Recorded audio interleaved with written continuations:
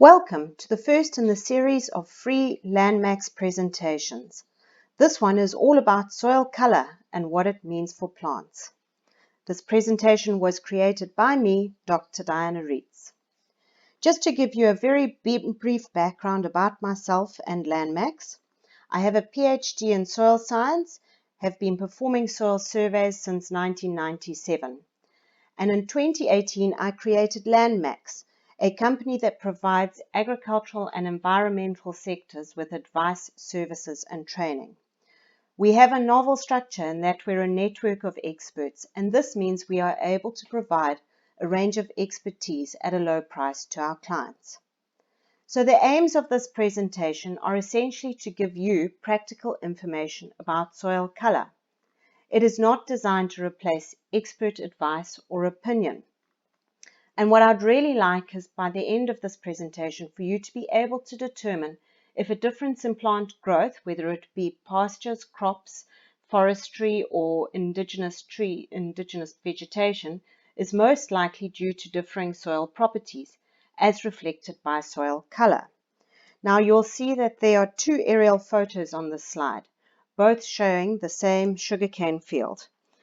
The one on the left shows an area where the sugarcane is not growing very well, and this corresponds to an area on the right when the photo was taken where the topsoil color is quite pale. So if you have a situation like this, I'd also like you to be able to start considering whether you need to look at altering your field layout or look at other varieties or land uses and what characteristics they need to have to match your soil conditions. So things to be aware of when you're looking at soil color. Firstly, don't try and determine soil color when soils are wet. If you've had a bit of irrigation or rainfall, take a soil sample and just leave it to dry in the sun and then look at its color.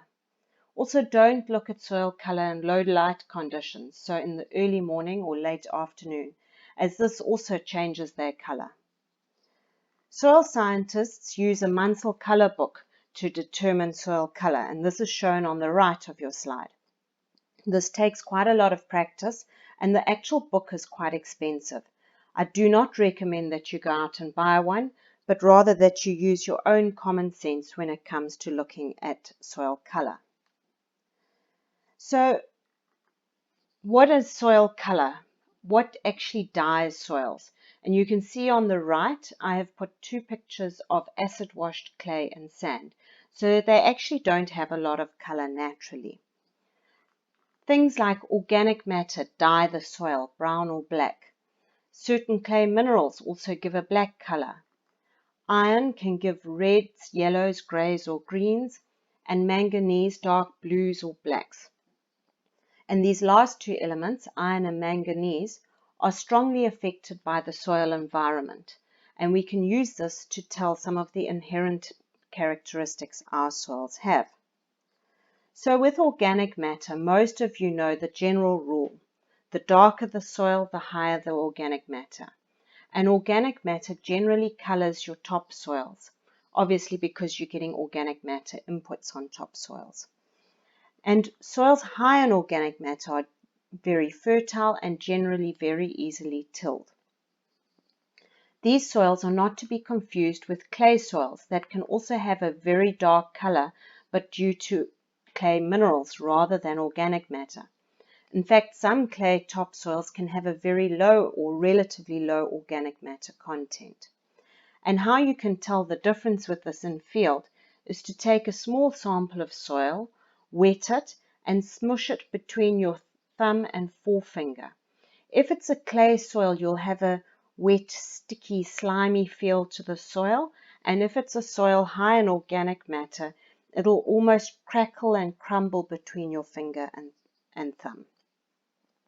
These soils also have a moderate to high fertility, but they can be very difficult to work.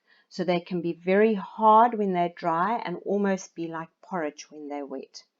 Another thing to look for in topsoils, and if you see a lot of cracks when the soils are dry, chances are you've got a clay topsoil rather than a topsoil high in organic matter. So now on to iron. As I mentioned earlier, there are a range of colors that iron can cause: reds, yellows, grays, greens, and blues. This is very dependent, and the colors are very dependent on the soil environment. Just a little note here, even tiny amounts of iron can color a soil. So don't assume that because you see a soil of a certain color that these are necessarily iron rich. So what do I mean by soil environment? Well, under aerobic conditions, so this is when the soils have got a lot of oxygen, they're well drained, they're not sitting in water for a long time, you tend to see red colors. So these are freely drained and well aerated soils. Under slightly less well aerated conditions, you get yellows, so intermittent seasonal wetting, but these soils are also well aerated and freely draining. Note that these soils tend to have quite a uniform color, and I'm talking not so much in the topsoil, but mainly in the subsoil. So you might see a darker topsoil with a bit of organic matter, and then a very nice, even or subtly changing color as you go down through the soil profile. These soils also tend to have a moderate fertility, but are very nice and easy to work and to till. So now what does iron do under anaerobic soil conditions? And when we mean anaerobic, we mean waterlogged or frequently waterlogged soils. Iron shows up as grey, green, and blue colors. And also just notice how the color is not uniform through the profile. There's a lot of mottling and points of accent. So then you can see if your soil is waterlogged a lot of the year round.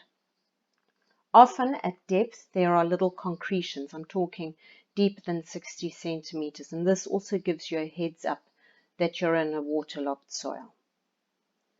Finally, I want to discuss pale or washed out soils. These have grey and pale yellow colors, and these might either be a narrow band, as in the picture on the right, which shows a narrow E horizon, or a very deep 2 or 3 meter piece of soil that's actually grey or yellow or very pale. They really are washed out of nutrients. They've had a lot of water movement through them, and the water has taken all the nutrients away from these soils. And they are, of course, then relatively infertile, and they can be variable in how easy they are to till. So just as a mini summary for you to take home with you and think about, when we're talking about organic matter, it's generally in the topsoil. It gives a brown or black color. It gives good, well-drained soils, high fertility status, and a good tillability. All the way over to the pale or grey or yellow or washed out soils. And they also have fair to good drainage up until the E horizon. They have a poor fertility. The tillability can be very easy, but they can also easily slump.